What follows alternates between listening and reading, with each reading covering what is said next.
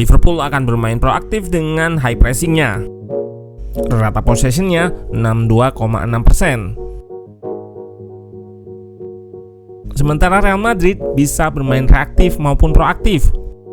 Rata possession di fase knockout di bawah 50%. Preview final UCL, selamat datang di channel Ruang Taktik.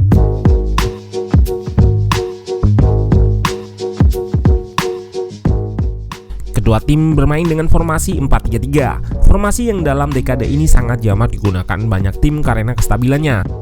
Memiliki 3 pemain tengah dan 3 pemain depan. Liverpool jika nggak ada cedera lanjutan, hanya Thiago yang hampir dipastikan cedera hamstring. Sementara Real Madrid full tim dengan trio Modric, Kroos, dan Casemiro di lini tengah. Yang menarik adalah pendekatan Ancelotti bermain hybrid dengan formasinya. 4-3-3 ini bisa diubah menjadi 5 back menggunakan Valverde di winger kanan. Tujuannya untuk menutup semua koridor dengan 5 pemain. Dengan taktik ini saat lawan menyerang dari sayap, back di tengah tetap bisa rapat.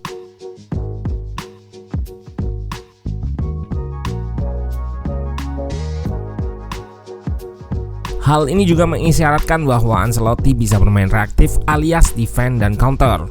Rata-rata possession di UCL Real Madrid 51,5%, bahkan di fase knockout di bawah 50%. Game plan ini tentunya berkebalikan dengan Liverpool yang rata possessionnya 62,6%. Yap, klub lebih proaktif daripada Ancelotti terutama soal possession.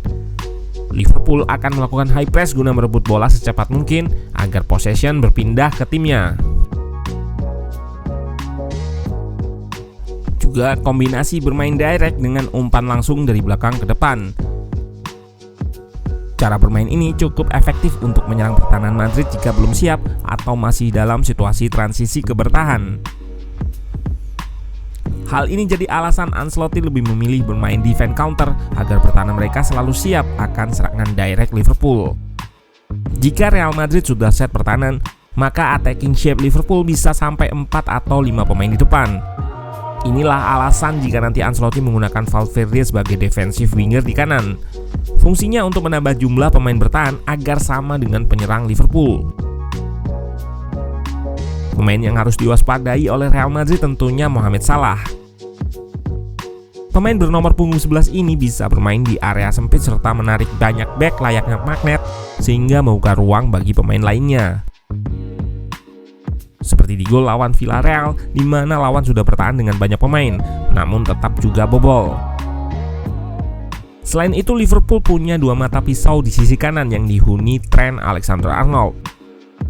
Pemain ini bisa sangat berbahaya jika menyerang terutama di area half space lewat umpan-umpannya.